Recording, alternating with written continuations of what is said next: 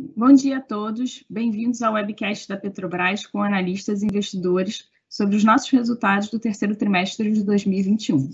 É um prazer estar com vocês hoje. Gostaríamos de informar que todos os participantes acompanharam a transmissão pela internet como ouvintes.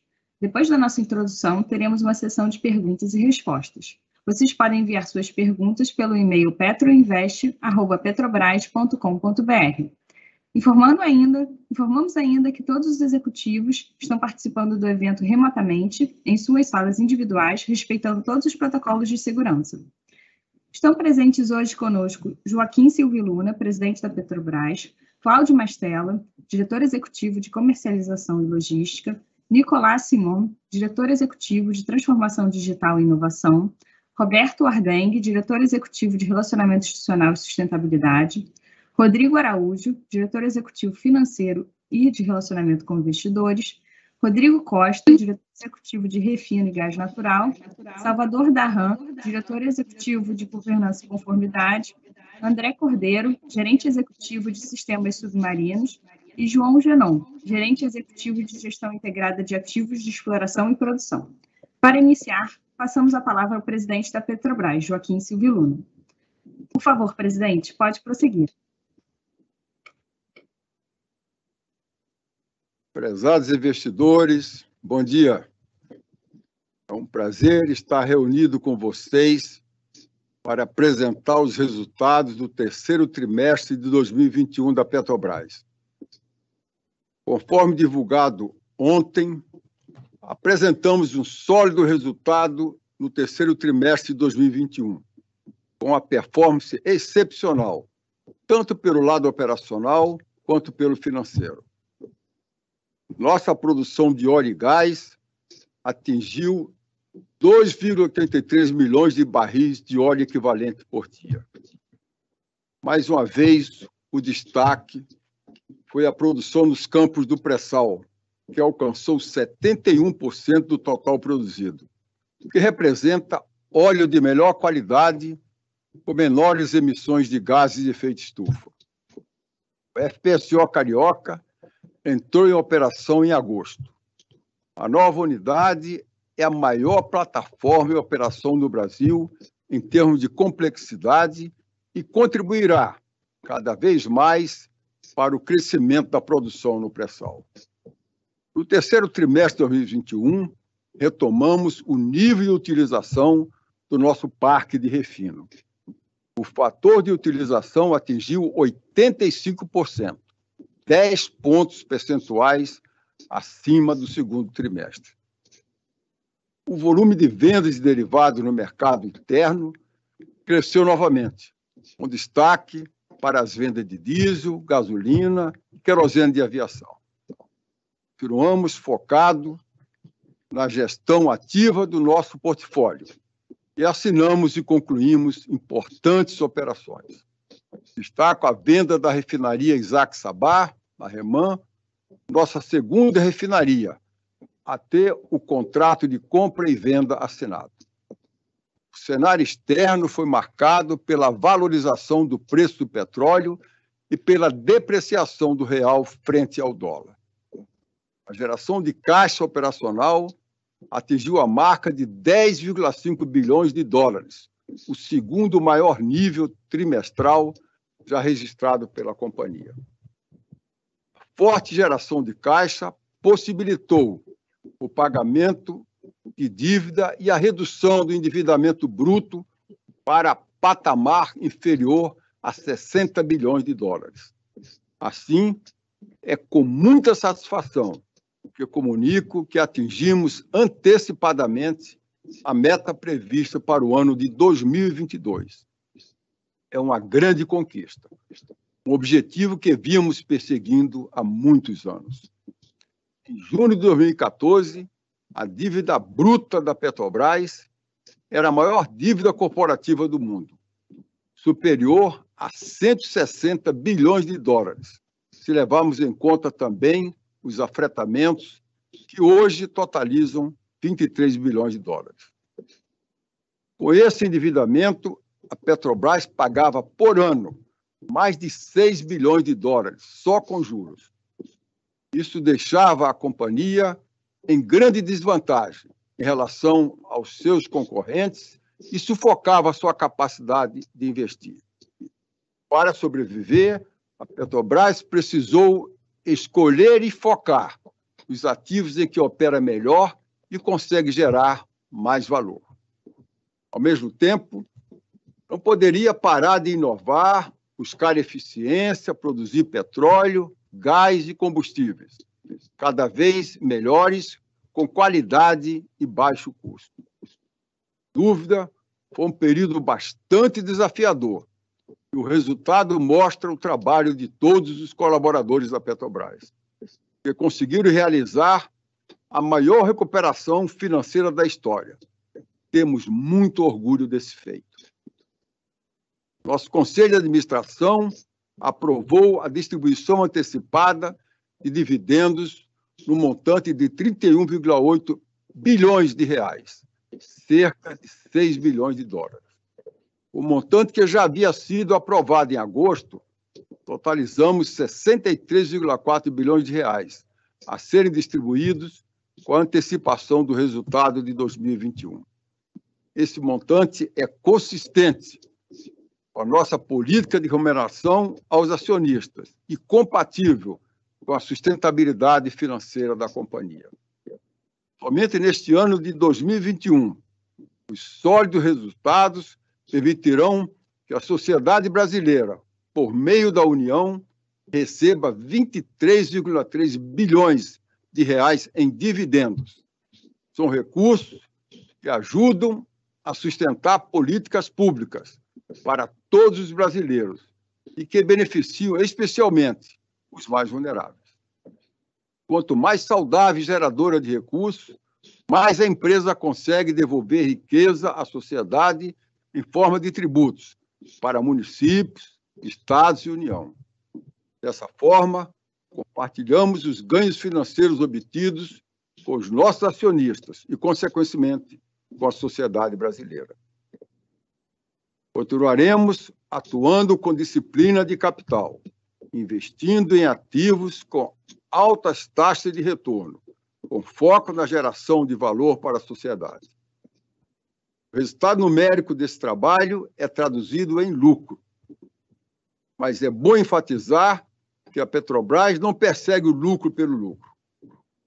Nosso objetivo é retornar valor para os nossos acionistas e para a sociedade, por meio de impostos, dividendos, criação de empregos e investimentos, que, dentro do contexto da transição energética, devem ser acelerados, principalmente o desenvolvimento no pré-sal.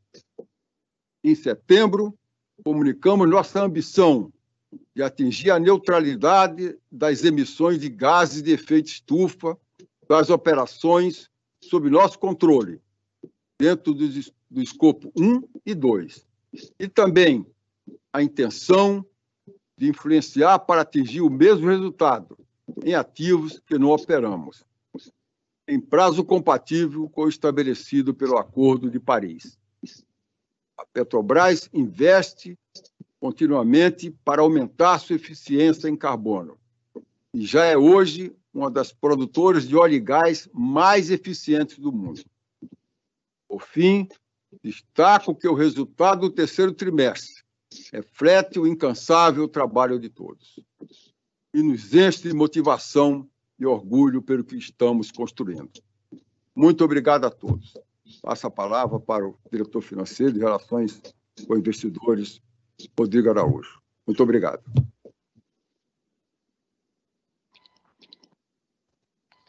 Obrigado, presidente. Bom dia a todos. Espero que estejam todos bem, com saúde.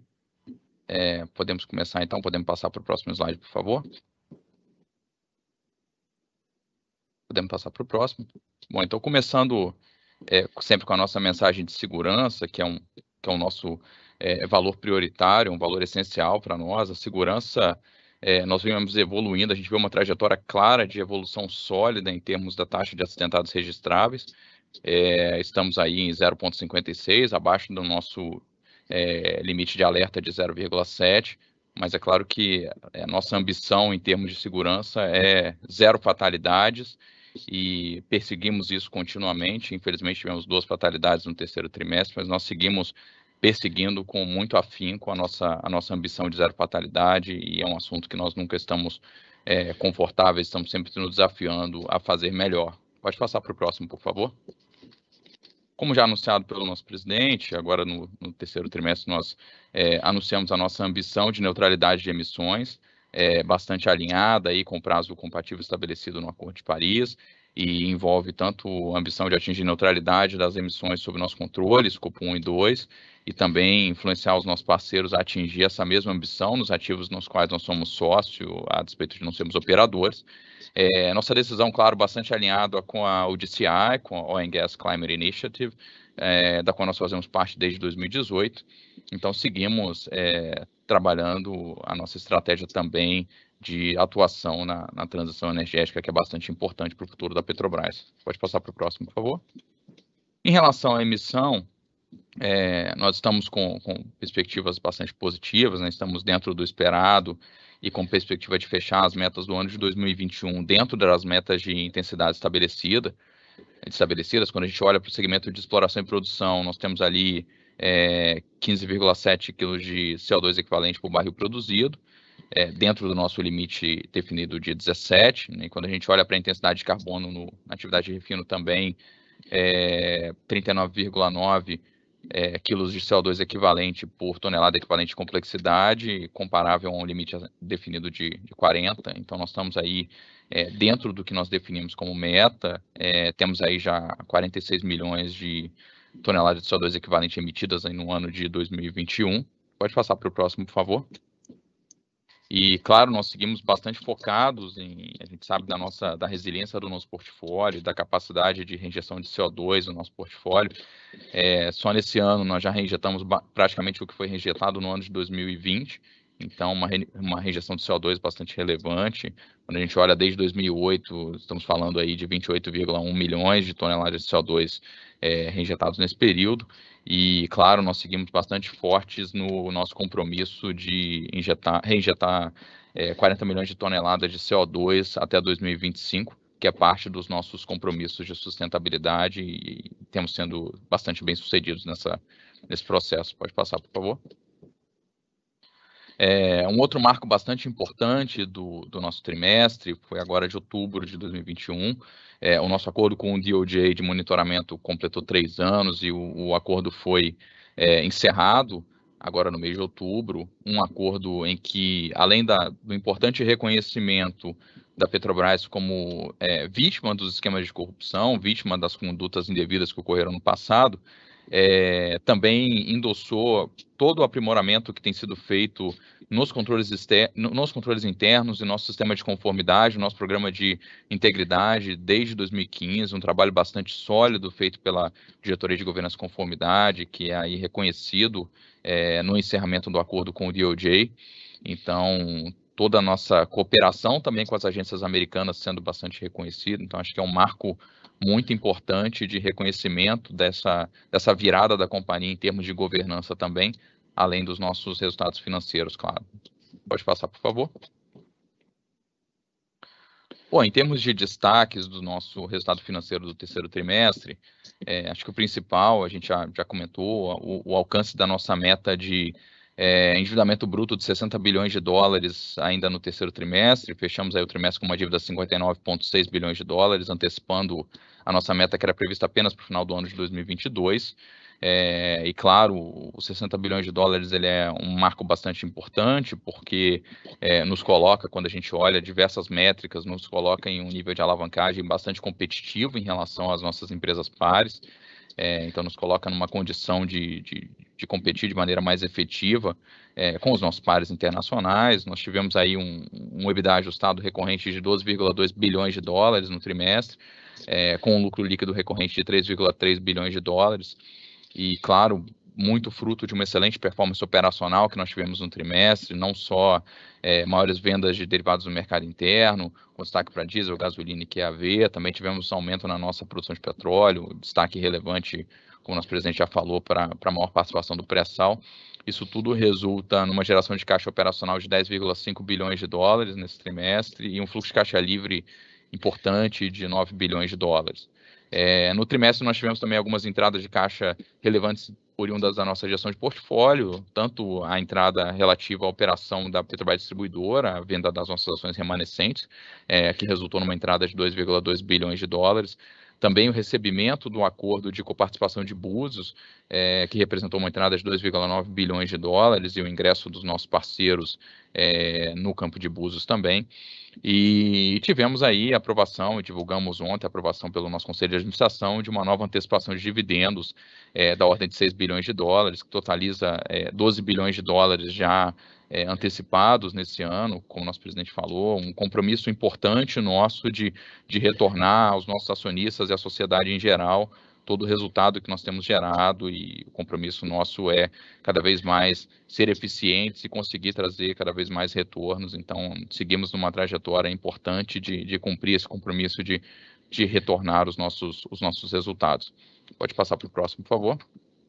Em termos de ambiente externo, tivemos um trimestre com uma valorização de 7% do Brent, um Brent médio na casa de 73,5, tivemos um câmbio médio na ordem de 5,23, uma pequena apreciação aí do real em termos de câmbio médio, mas a despeito do câmbio médio do período, nós tivemos uma depreciação de 9% do câmbio de fim de período, que acaba marcando o nosso resultado, né? Marca o nosso endividamento em dólares quando convertido para reais, que é a nossa moeda funcional, e trouxe um impacto relevante no nosso resultado do trimestre. É um impacto que não traz efeito caixa, mas ele afeta de maneira importante o nosso resultado trimestral.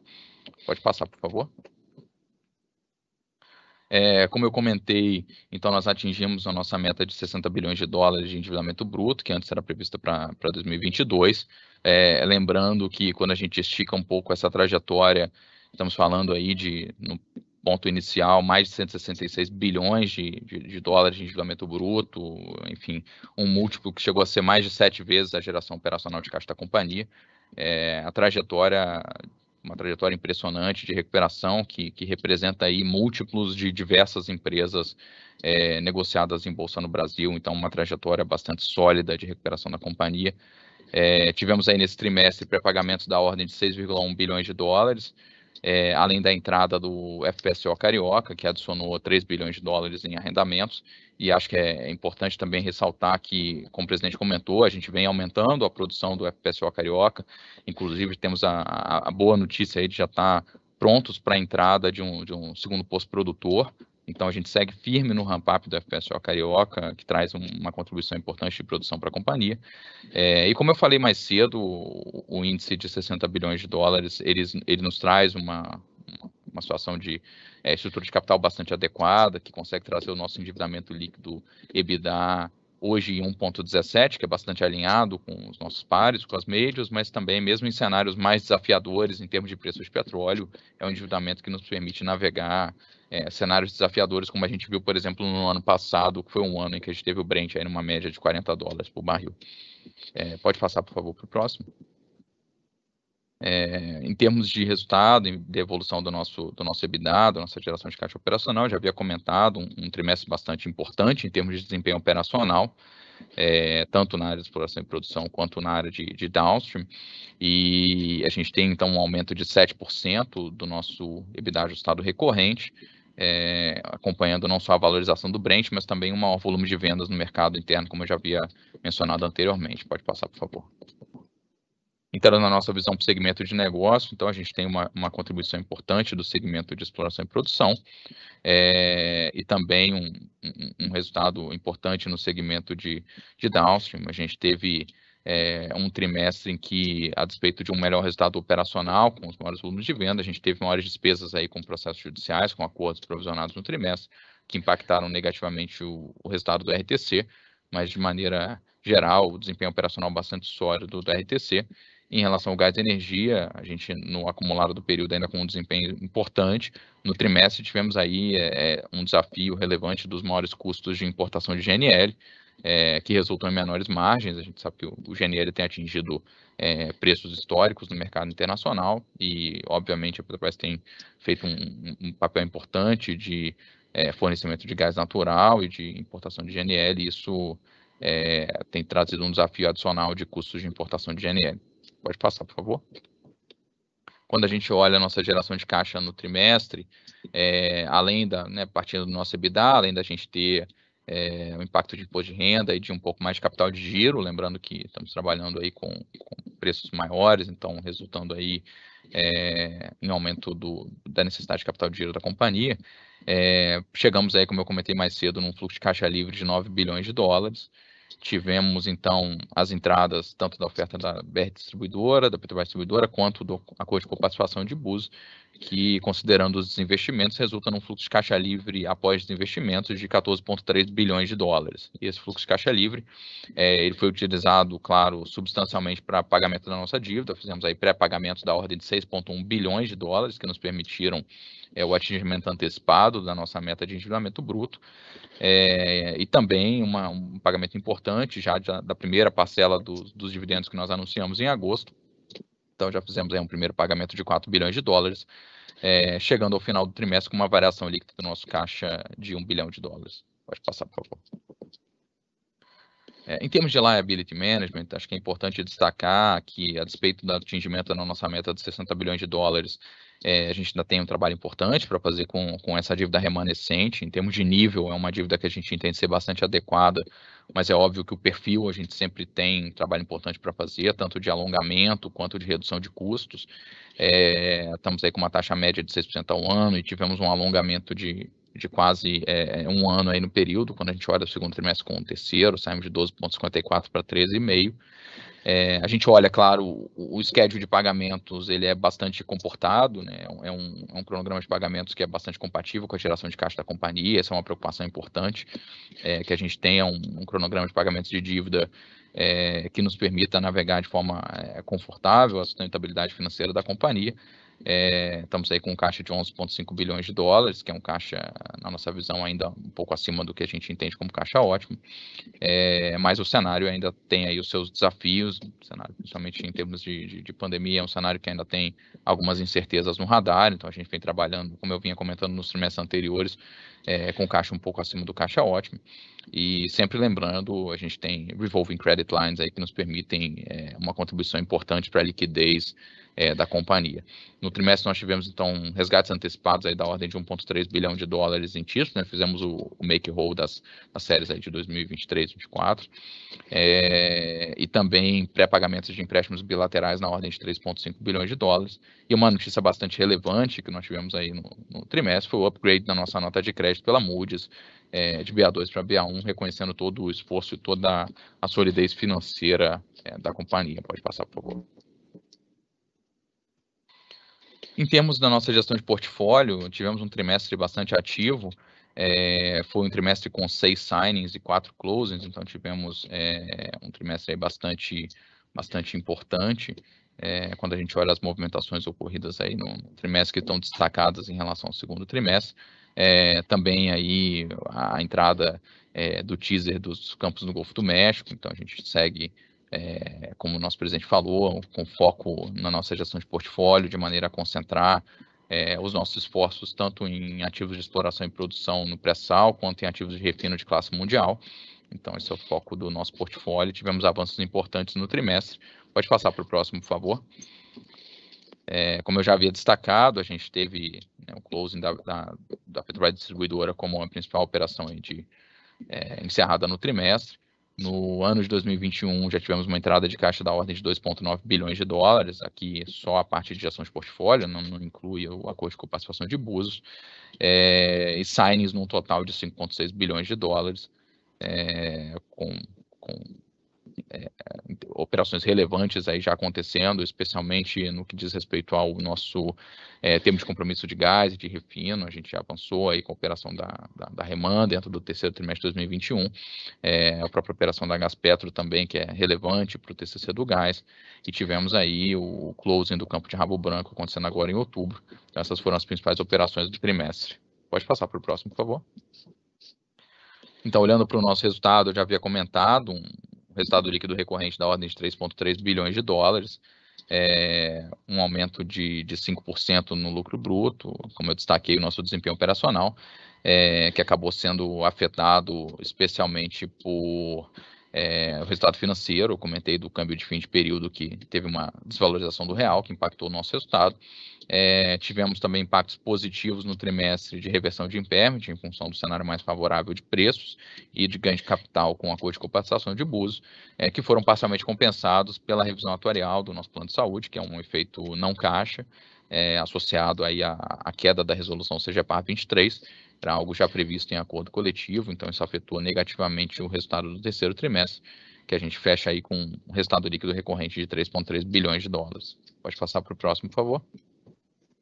Então, para encerrar, a gente tem, como eu comentei, uma aprovação no ano de um total de antecipação de 12 bilhões de dólares, 63,4 bilhões de reais, uma antecipação de dividendos que é totalmente compatível com a sustentabilidade financeira da companhia e não compromete de forma alguma a nossa alocação de capital, pelo contrário, reforça nosso compromisso com a disciplina de capital e otimização da alocação do nosso caixa, e obviamente uma contribuição bastante importante, não só para os nossos acionistas, para a sociedade em geral. É claro que a sociedade brasileira, através de sua participação na Petrobras, recebe uma parcela bastante importante dessa contribuição, que soma a tudo que a companhia contribui na forma de tributos e de responsabilidade social também. Então, a Petrobras sempre trazendo uma contribuição muito importante para a sociedade e uma empresa cada vez mais saudável e com compromisso de contribuir cada vez mais para a sociedade brasileira. Era isso que tinha para passar hoje em termos de apresentação, e eu passo a palavra para a Carla. Muito obrigada, Rodrigo. Agora daremos início à sessão de perguntas e respostas. E a primeira pergunta que recebemos foi do Luiz Carvalho, do UBS. E é para você, Rodrigo. A companhia tem sido bastante ativa nesses últimos tempos em deixar clara a prioridade do pagamento de dividendos como forma a contribuir com a sociedade. Como devemos enxergar isso, olhando os próximos 12 a 18 meses? Enquanto o país passa por uma condição mais desafiadora economicamente, a companhia poderia procurar aumentar os dividendos para contribuir com o país? O que podemos enxergar como limite de contribuição da companhia nesse sentido?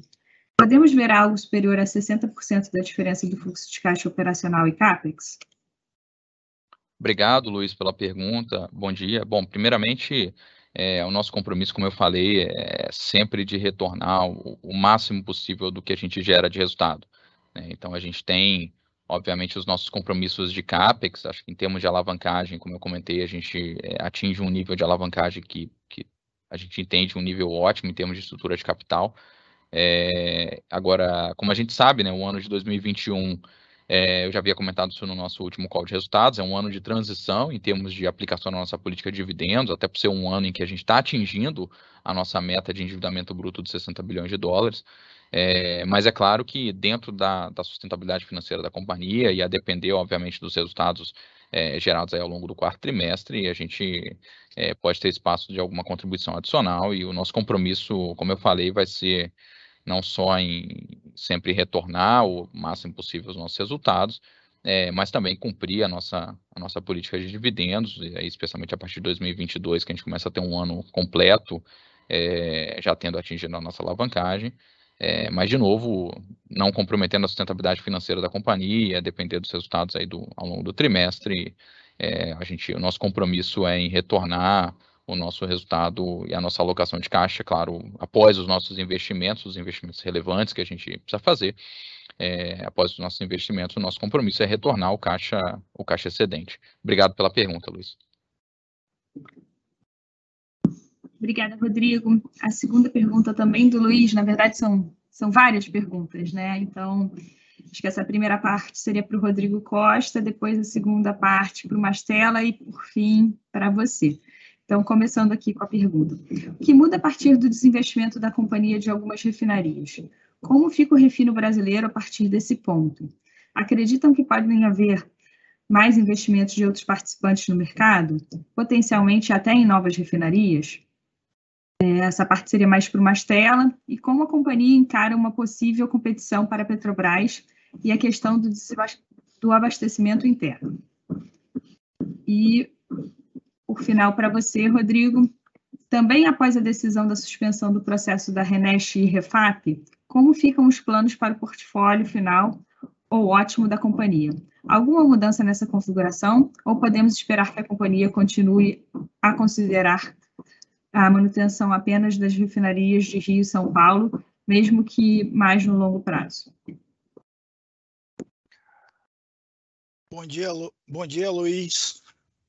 Com relação ao nosso refino, né, o que nós estamos fazendo? A gente está preparando a companhia para essa transição, para esse mercado aberto, esse mercado competitivo, atuando em 3 grandes planos de ações. Primeiro, a gente está atuando na nossa eficiência operacional, né? Então, nós criamos um programa que nós chamamos de RefTop. O objetivo desse programa é posicionar o nosso portfólio-alvo de refino no primeiro quadrante, se a gente considera o benchmarking Solomon, referência Estados Unidos, e atuando na parte de eficiência energética. Nós já temos mapeado aí uma carteira de projetos ao em torno de 300 milhões de dólares, cujo grande objetivo é a gente otimizar os nossos consumos de gás natural, de vapor, de energia elétrica nas nossas operações, otimizando todo esse balanço termoelétrico. A segunda dimensão é trabalhar na melhor eficiência das nossas manutenções e intervenções nas nossas operações, buscando ampliar a robotização. Então, isso nós já temos aí já casos bastante relevantes sendo utilizados nas nossas refinarias. E o terceiro eixo desse programa é justamente a parte da otimização de produção, onde a gente já vem empregando os gêmeos digitais, otimizando o nosso scheduling, tendo o melhor esquema de refino em relação às configurações das variáveis de todos os nossos equipamentos. E já estamos capturando valor com essa produção mais rentável. O segundo grande plano de ação que a gente está trabalhando, e aí ele está previsto no nosso plano atual, 21-25, né, um investimento na casa de 3,7 bilhões de dólares. Aqui a gente olha a preparação do nosso hardware em relação aí ao nosso portfólio de refino para ampliar, né, a nossa capacidade de hidrotratamento, para seguir a evolução do mercado. Esse mercado ele vem com uma tendência cada vez maior no consumo do diesel de baixo teor de enxofre, é o diesel S10. Então, nós temos aí uma expectativa de ampliar a nossa capacidade de hidrotratamento em 10 mil metros cúbicos dia, e aí posicionando essa ampliação de capacidade na Replan, na Revap e na Reduc. E também ampliando a nossa capacidade de conversão com unidades de hidrocraqueamento catalítico e unidades de produção de lubrificantes no grupo 2, que é um grupo de maior performance nos motores. E aqui a gente vê uma sinergia muito grande entre a Reduc e o novo polo de processamento de gás em Itaboraí, o GasLub. E a terceira linha de plano de ação que nós estamos trabalhando é capturando as oportunidades dessa transição energética no mercado de biorefino. Então, nós estamos, nesse momento, em estudo, né, operações e unidades dedicadas voltadas a um perfil de produção do diesel renovável e do bio-QAV, aproveitando janelas futuras, aonde existe aí uma expectativa de ampliação da parcela desses produtos no mercado. Então, é dessa forma, com esses 3 grandes planos de ações, que nós estamos preparando o refino da Petrobras para esse ambiente competitivo. Acho que o segundo bloco ali, Carla, é para o Mastella. Então, Mastella, passo aí para você comentar um pouco sobre as condições de mercado aí desse novo ambiente.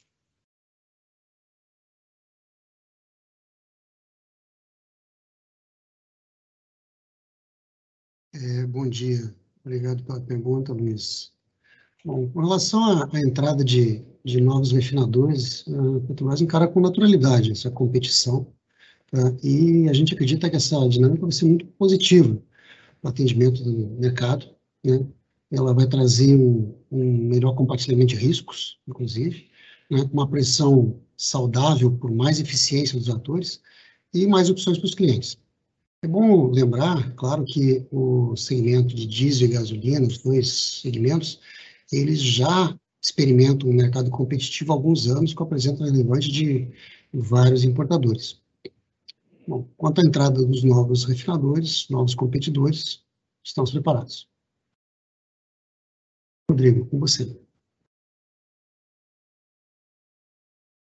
Obrigado, Mastella. Bom, com relação à última pergunta, Luiz, em relação ao processo de gestão de portfólio, a gente segue comprometido, como eu falei na apresentação, com o cumprimento das demais ativos. A gente tem tido conversas com o CAD para que a gente consiga relançar os processos que não foram bem sucedidos da forma mais eficiente possível, tanto em termos de time quanto em termos de estratégia, para que a gente consiga trazer maior competitividade para esses processos. Por enquanto não tem nenhuma novidade para compartilhar nessa linha, mas a gente segue comprometido em conseguir fazer com que os processos sejam bem-sucedidos, acreditando que, obviamente, a abertura de mercado ela é bastante saudável para nós, como o Mastella comentou, e o mercado mais aberto é positivo para a companhia e para o ambiente como um todo. Obrigado pela pergunta, Luiz. Obrigada, Rodrigo. Agora a segunda pergunta vem do Rodolfo Angeli com o JP Morgan. E é para o Rodrigo Araújo. A empresa continua em franca desalavancagem. Poderia comentar como a administração está pensando a questão de dividendos? Obrigado pela pergunta, Rodolfo. Eu acabei comentando um pouquinho ao longo da apresentação, mas acho que vale reforçar. A gente vem no ano de 2021, um ano de transição para a aplicação da nossa política, né? Como eu havia comentado, a gente atingiu aí no terceiro trimestre o nosso endividamento bruto de 60 bilhões de dólares, e conseguimos aí fazer as nossas antecipações sem comprometer o nosso atingimento da nossa meta. É claro que para o ano de 2021, a gente tendo a possibilidade, a depender dos resultados do quarto trimestre, a gente pode eventualmente anunciar uma distribuição adicional, a depender dos resultados. E a partir de 2022, a nossa expectativa é cumprir com a política, é fazer a nossa distribuição de 60% do nosso fluxo de caixa livre, assegurando aí o retorno dos valores que a gente gera após os nossos investimentos. Esse é o nosso foco em termos de dividendos para o futuro e para os próximos períodos. Obrigado pela pergunta. Rodrigo, a segunda pergunta do Rodolfo é para o Mastella. E com relação a preços de petróleo mais elevados, a discussão sobre preços de gasolina e diesel sempre volta à tona. Poderia comentar sobre como está sendo a execução da política da Petrobras? Vocês têm participado em discussões de como ajudar e achar formas de baratear os preços de combustível no Brasil?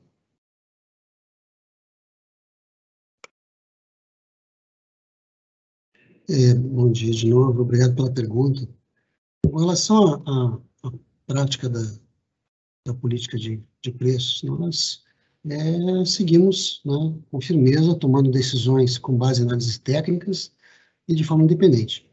Nosso compromisso segue de praticar preços competitivos, em equilíbrio com o mercado internacional, evitando, claro, repassar para o mercado, para os nossos clientes, as volatilidades externas ou da taxa de câmbio, né, causadas na nossa interpretação por eventos conjunturais. Com relação a políticas públicas, a Petrobras, sempre que solicitada, contribui com o nosso conhecimento técnico nos diversos órgãos do governo, nos diversos assuntos relacionados ao mercado de combustíveis no Brasil. Obrigado. Obrigada, Mastella. Recebemos pergunta também do Bruno Amorim, da Goldman Sachs, e a primeira pergunta dele é novamente para você, Mastella. Vocês atribuem um aumento na demanda por combustíveis da Petrobras em novembro a um aumento relevante na demanda interna, ou isso seria um reflexo de uma migração para mais compras da Petrobras em detrimento de menos importações?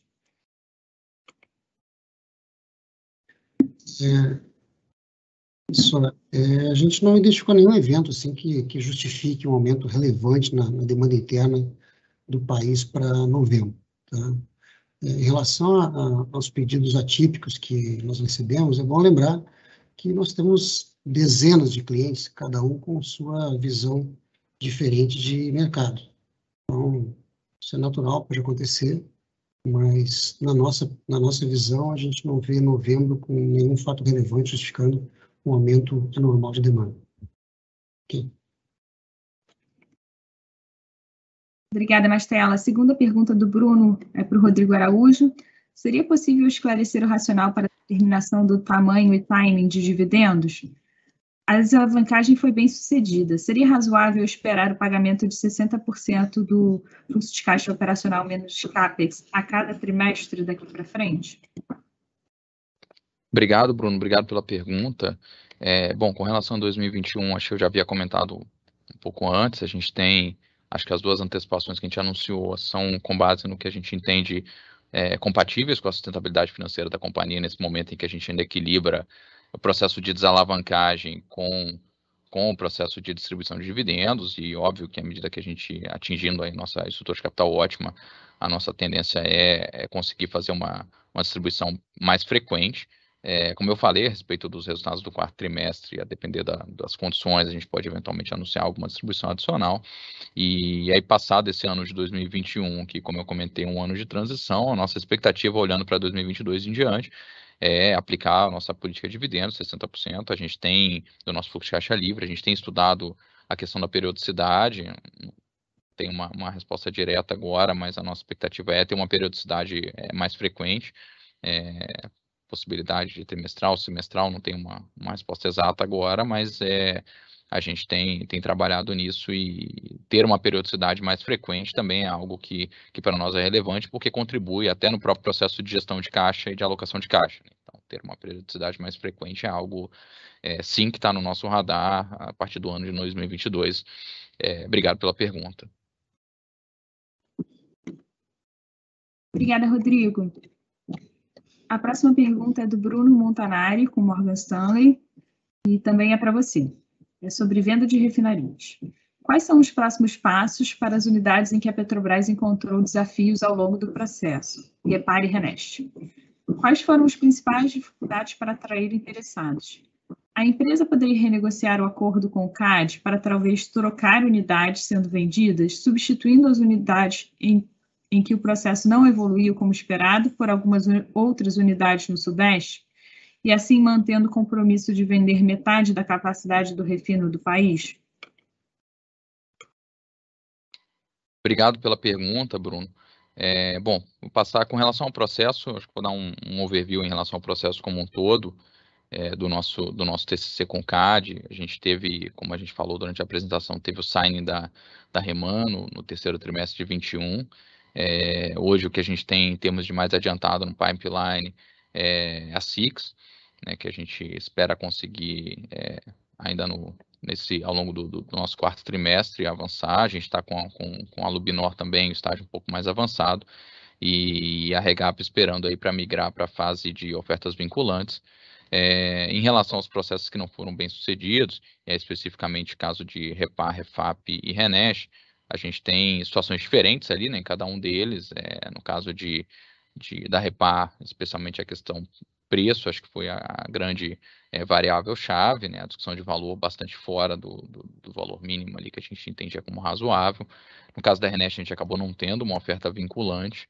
E no caso da REFAP, a gente não chegou a um bom termo em termos de discussão das condições. O nosso interesse, óbvio, como eu falei mais cedo, é relançar os processos. Então, a gente tem discutido com o CAD isso, e é claro que o timing agora é importante também, né? Então, a estratégia em termos de timing e de sequência, de ordem dos processos, ou avaliar em relação a lançar mais de um ao mesmo tempo, como é que a gente trabalharia isso, é uma discussão que a gente tem tido com o CAD, para que a gente consiga ser bem sucedido nessa segunda tentativa, nessa segunda rodada. Com relação à mudança de escopo dos ativos, não, a gente não tem nenhuma discussão com o CAD nesse sentido. A nossa ideia é seguir com os ativos que a gente já estava no escopo, eventualmente redesenhando a forma de lançamento, a gente chegando a um acordo com o CAD, redesenhando a forma de lançamento para que a gente consiga aumentar a competitividade nos processos e conseguir finalmente ser bem sucedido nas transações na próxima tentativa. Obrigado pela pergunta, Bruno.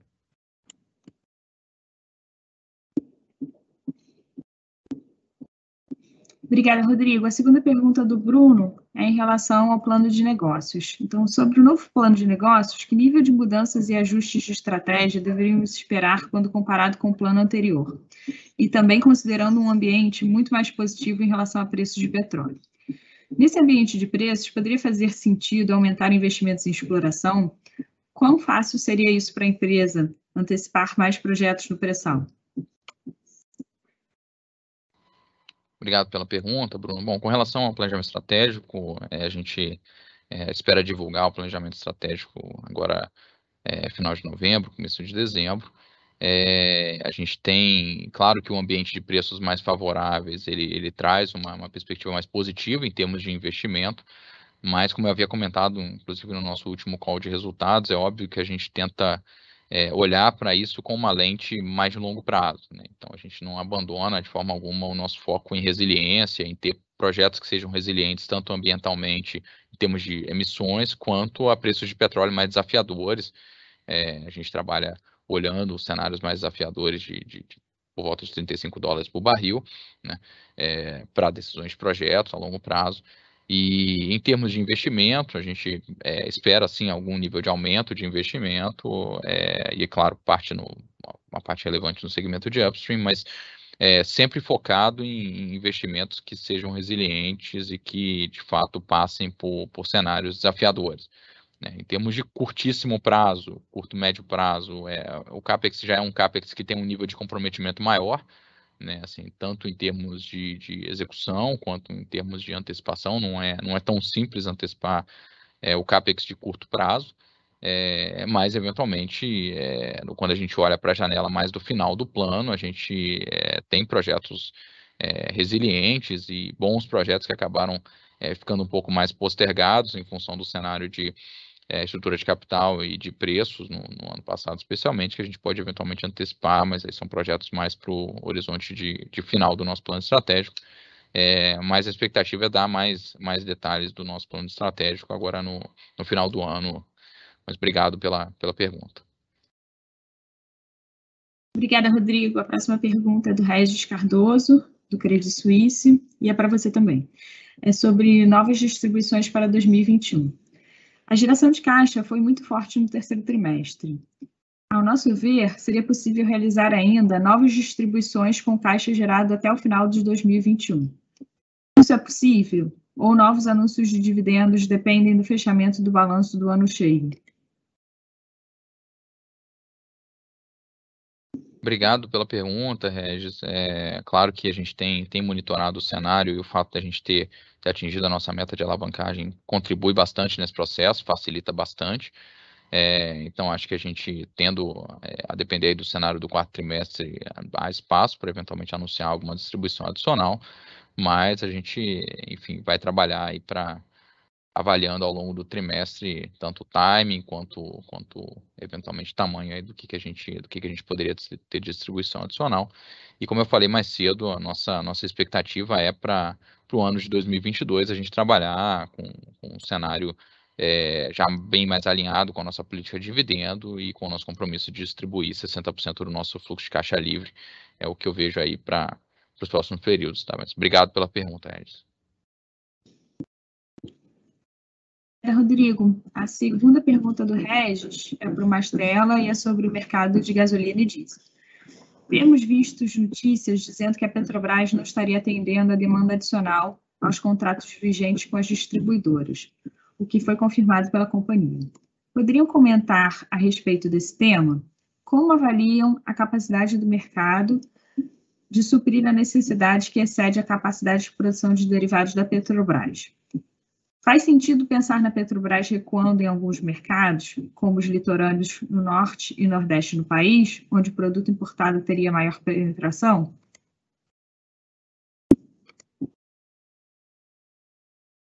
Regis, bom dia, obrigado pela pergunta. Com relação às nossas entregas, é bom deixar bem claro, a Petrobras está cumprindo integralmente as suas obrigações contratuais com os clientes. O fato é que, para novembro, a Petrobras recebeu uma demanda adicional, muito atípica, né, para esse mês, muito superior ao esperado do período, né? de modo que mesmo com as refinarias operando no seu limite, a utilização na ordem de 90%, que está operando hoje, não foi possível atender essa demanda extra, que foi da ordem de uns 20% no diesel e uns 10% na gasolina.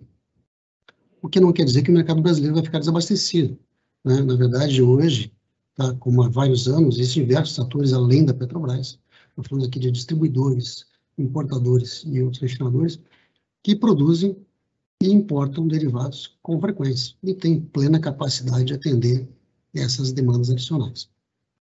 Com relação à estratégia, com relação ao recuo em mercados de Norte, Nordeste, qualquer que seja, a Petrobras vai seguir competindo em todos os mercados em que ela tiver rentabilidade e competitividade, inclusive no Norte e Nordeste. Obrigado.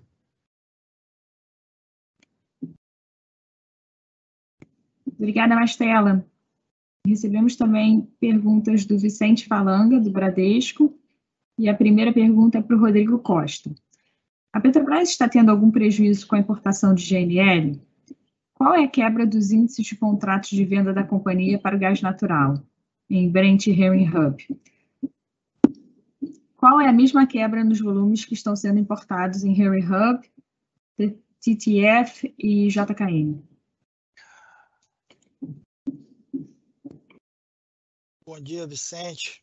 Vicente, com relação ao mercado de gás natural, aqui cabe a gente primeiro fazer uma consideração, né, que ele tem uma dinâmica diferente do mercado de líquidos, né?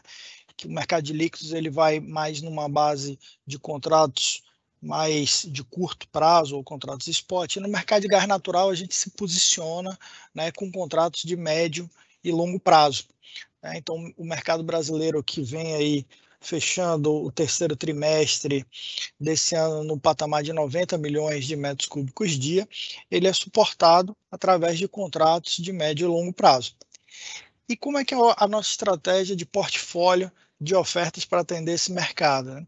A gente tem aí a oferta dos campos de exploração e produção, do EIP, ou seja, a nossa oferta nacional, a importação que nós fazemos via gasoduto da Bolívia, né?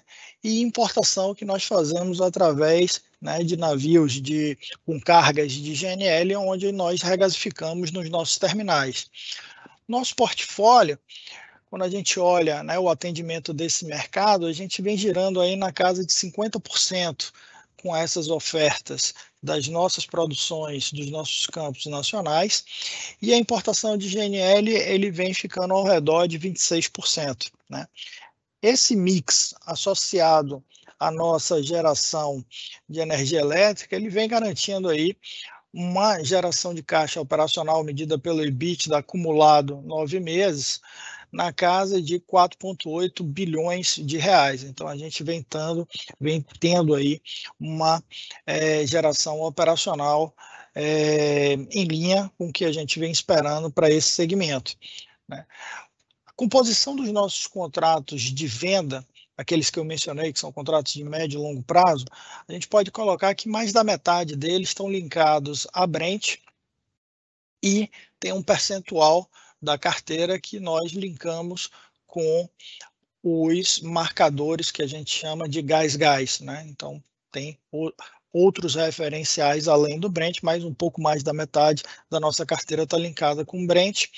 E nas operações em que transacionamos as importações de GNL, a gente usa ali todo o suíte completo dos principais marcadores de mercado, seja da bacia do Atlântico, seja da bacia ali posicionada no mercado asiático. Né? Então, a gente vem compondo aí um mix com os principais marcadores de mercado. Obrigada, Rodrigo. A próxima pergunta do Vicente é para o Mastella. Mastella, a China colocou certas limitações nas importações das refinarias Teapot. O sucesso comercial de exportação da Petrobras se alavancou muito nessas refinarias.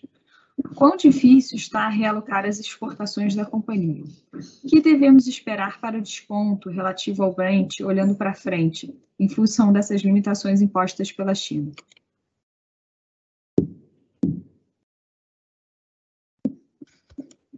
Carla, desculpe aqui, pessoal, tive um problema no meu computador agora. Respondendo a sua pergunta, efetivamente, o governo chinês gerou algumas restrições para as teapots recentemente, o que fez com que a participação das teapots nas nossas vendas tenha reduzido, né? Tem se observado recentemente uma redução na participação da China como um todo na participação das vendas da Petrobras. Por outro lado, o petróleo de Búzios, né, que é hoje o maior representante das nossas exportações de petróleo no Brasil, tem sido destinado a outros mercados. Isso graças à participação ativa das nossas áreas comerciais no Brasil e no exterior, nos escritórios de Singapura, Houston e Rotterdam, né, além dos escritórios do Brasil, que buscam constantemente alternativas para a comercialização de nossos petróleos no mundo. Com isso, a gente hoje tem um portfólio muito mais diversificado, tá?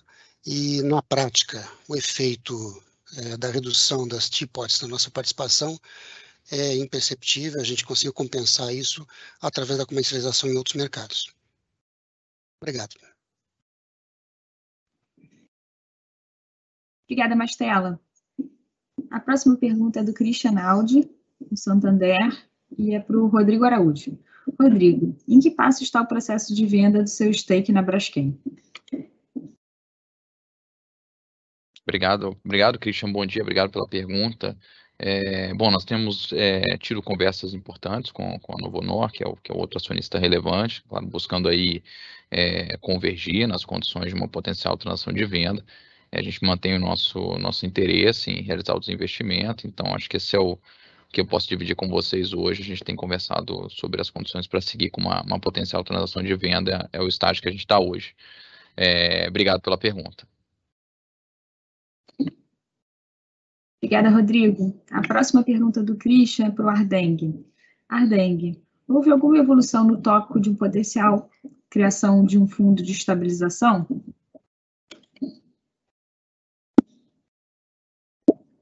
Opa, obrigado pela pergunta. Sim, nós estamos evoluindo nessa questão ligada à área de sustentabilidade e estamos vendo de que maneira a gente pode ir um pouco mais além no sentido de apoiar algumas ações internas da empresa com esse conceito, ou seja, de que a gente possa apoiar financeiramente algumas iniciativas internas que digam respeito à questão dos nossos projetos de descarbonização. Então, essa é uma iniciativa que nós estamos estudando para irmos um pouco além do que nós já temos feito hoje, que é exatamente trabalhar em cima dos nossos processos atuais e conseguir reduzir a emissão de gases de efeito de estufa em toda a linha de processos que a gente executa da Petrobras, desde a área de exploração e produção até na área de refino. Obrigada, Ardeng. Recebemos também perguntas do Gabriel Barra, do Citi, e a primeira pergunta é para o André. André, com relação aos novos projetos em EIP, a companhia tem um pipeline de 12 novos sistemas para entrarem em operação até 2025. Vocês podem nos passar um update dos projetos e como está o andamento dos projetos em relação ao CAPEX estimado versus o que está sendo executado? O valor estimado ainda está dentro do budget inicial ou podemos esperar um CAPEX maior do que era inicialmente previsto? Com relação ao timeline proposto, existe algum atraso já esperado ou todos os projetos estão em linha com o estimado? Bom dia, Gabriel. Obrigado pela pergunta.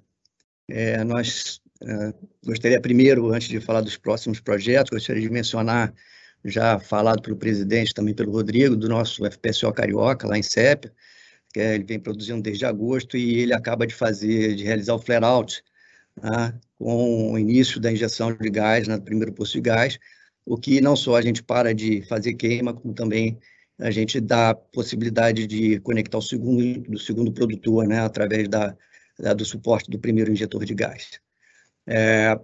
Em relação aos próximos projetos, né, o que vem logo pela frente é o FPSO Guanabara, né, que vai para a Mero 1, que está em fase de comissionamento. Nosso diretor está, inclusive, João Henrique, está, inclusive, visitando, né, em Dubai, e com um COA já previsto até o final desse ano, com a previsão do primeiro óleo, primeiro trimestre do ano que vem.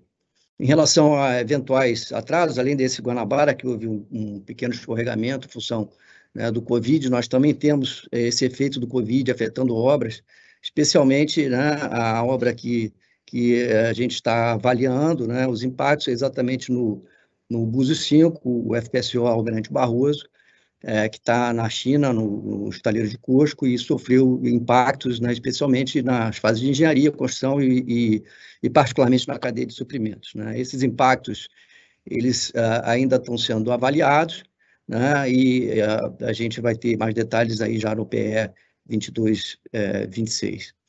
Em relação ao timeline dos demais projetos, estão conforme o planejado, à exceção desse que eu comentei aí de Búzios, que está em análise.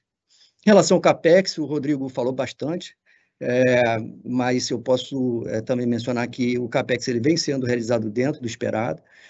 Os principais impactos, os possíveis, não os principais, mas os possíveis impactos inflacionários, eles estão sendo avaliados dentro desse contexto do PE 22-26, mas não são só a questão de custos, a gente analisa todas as variáveis, variáveis como a taxa de câmbio, os cenários de Brent, as otimizações possíveis que a gente venha a fazer em projetos e outros aspectos para a gente fazer essa consideração de CAPEX. E que, naturalmente, agora, já como fala também o Rodrigo, no final de novembro, nesse dezembro, a gente vai estar noticiando aí na divulgação do plano 22-26. Obrigado pela pergunta. Obrigada, André. A segunda pergunta do Gabriel é para o Mastella. Mastella, gostaria de entender um pouco mais sobre a estratégia de abastecimento da companhia. Quando olhamos para os dados mais recentes de importação, vemos uma fatia importante do mercado de combustível importado na mão da Petrobras. Qual a estratégia da empresa para o abastecimento doméstico, levando em conta que o fator de utilização das refinarias está perto da capacidade máxima? Existe algum limite para o nível de importação para o abastecimento doméstico? Como é determinado esse limite? Vocês poderiam detalhar um pouco mais o resultado financeiro das importações realizadas? Obrigado pela pergunta. Obrigado pela pergunta. Eu acho importante, logo de início, a gente desmistificar essa palavra abastecimento, que é muitas vezes associada de forma equivocada com a Petrobras. O abastecimento do país ele é realizado por vários atores, como eu já mencionei, distribuidores, importadores, outros produtores, inclusive a Petrobras. Uma informação que talvez não seja muito amplamente divulgada é que o mercado brasileiro de ciclo Otto e ciclo diesel, além da base fóssil, tem uma participação significativa de base renovável, etanol e biodiesel. No caso do ciclo Otto, hoje a Petrobras é responsável por cerca de 45% do suprimento desse mercado. O restante na forma de etanol, seja dentro da gasolina C, seja na forma de etanol hidratado, que abastece a frota de veículos flex, que hoje já representam 80% da frota. No caso do diesel, biodiesel, hoje 12%, a partir do mês que vem 10% em novembro e dezembro.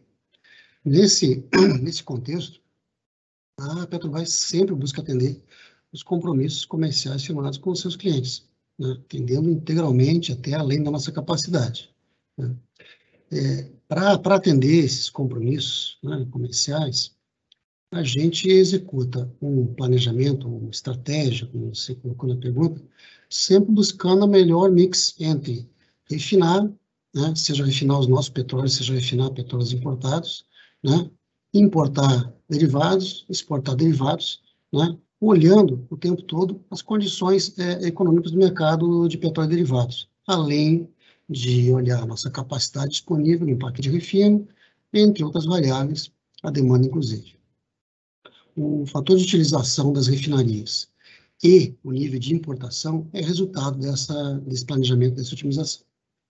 Com relação à importação, é bom lembrar que o volume de importação da Petrobras ele só está alto comparando com o ano anterior, quando o mercado brasileiro e o mundo inteiro estava bastante afetado pelos efeitos da da pandemia. Comparando com outros anos, a empresa não está importando um volume tão diferente assim. Okay? Obrigado. Obrigada, Mastella. A próxima pergunta é do Pedro Soares, do BTG Pactual, e é para o Rodrigo Costa.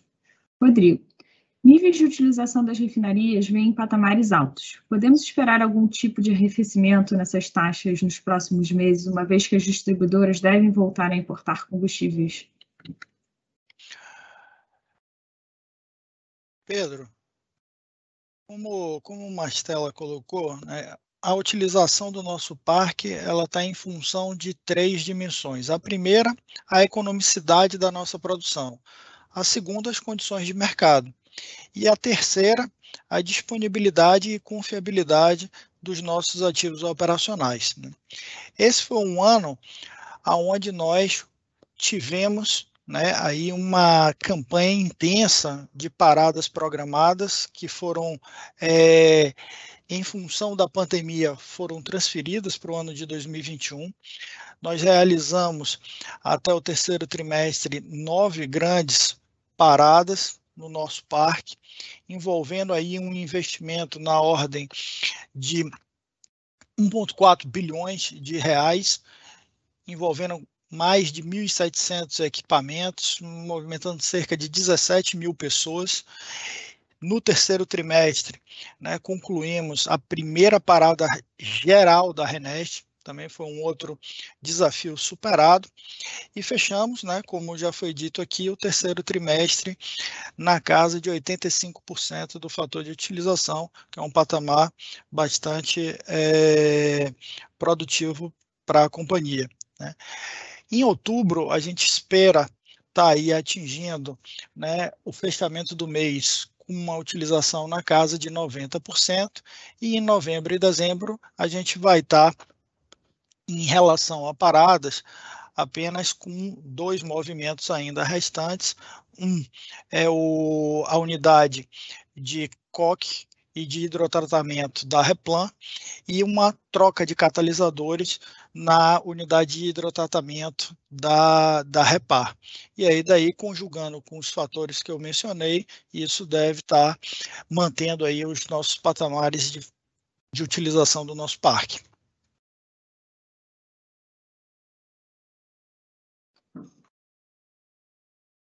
Obrigada, Rodrigo. Agora vamos para a nossa última pergunta, que é da Bárbara Halberstadt, do JP Morgan, e é para o Ardeng. Ardeng, poderia comentar sobre a estratégia para a redução de emissão de carbono e como a companhia se vê nesse ambiente de transição energética? Manter a diversificação do portfólio não faria mais sentido nesse contexto do que continuar com os desinvestimentos?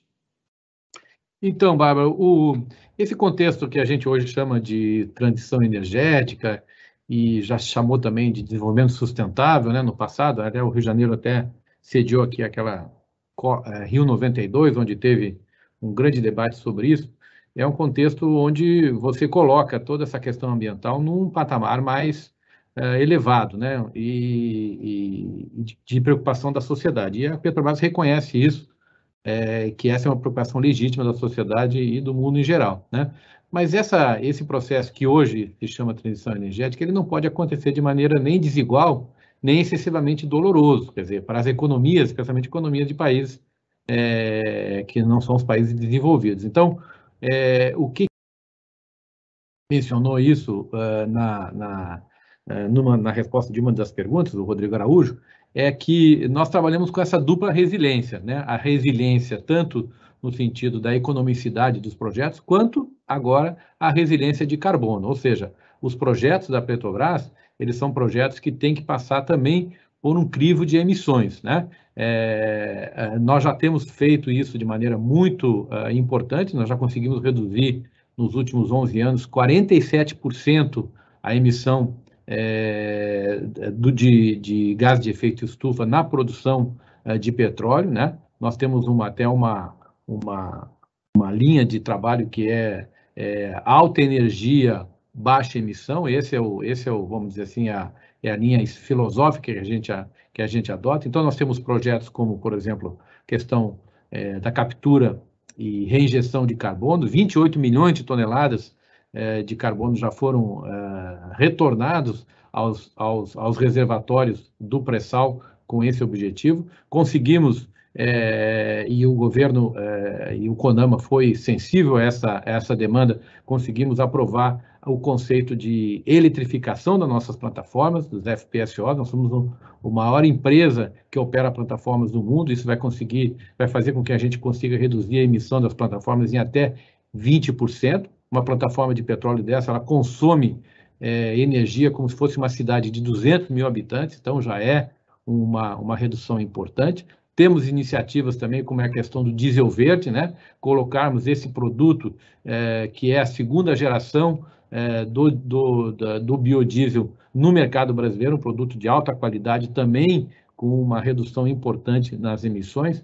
Então, esse é o trabalho que nós estamos executando. Mais do que olhar o portfólio e olhar essa amplidão que havia no passado, nós estamos olhando em quais os projetos que nós temos vantagens competitivas, né? Nessa questão tanto da questão econômica de você poder produzir petróleo, quanto na questão da baixa emissão. E aí estamos trabalhando, claro, no futuro com o que a gente chama de tecnologias disruptivas, né? Mas isso aí está mais na linha da pesquisa. Então, olhar os nossos projetos como um todo, dentro de um contexto de descarbonização, tem sido hoje o trabalho que nós fazemos com muito foco e com excelentes resultados. Obrigado. Muito obrigada, Ardeng. Gostaria de agradecer a todos. Encerramos nesse momento a sessão de perguntas e respostas. Caso vocês tenham perguntas adicionais, eu peço que vocês enviem para o nosso time de RI. Passarei a palavra ao presidente da Petrobras, Joaquim Silvio Luna, para seus comentários finais. Por favor, presidente.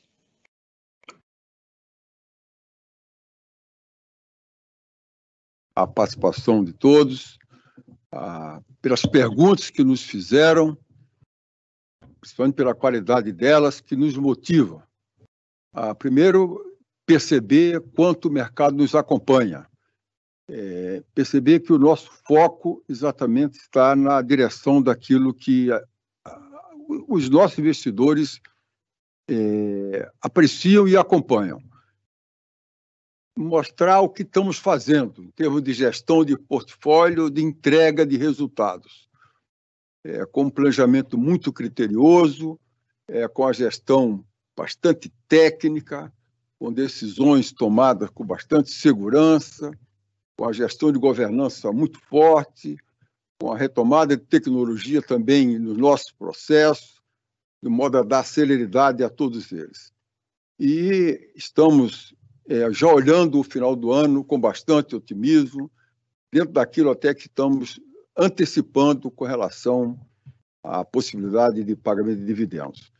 Então, dito isso, agradeço mais uma vez a participação de todos e ficamos à disposição para mais perguntas, caso sejam necessárias, que a gente responderá por escrito. Muito obrigado e agradeço aos nossos diretores a participação e as respostas que foram colocadas, todas 100% alinhadas com a nossa gestão da empresa. Muito obrigado a todos.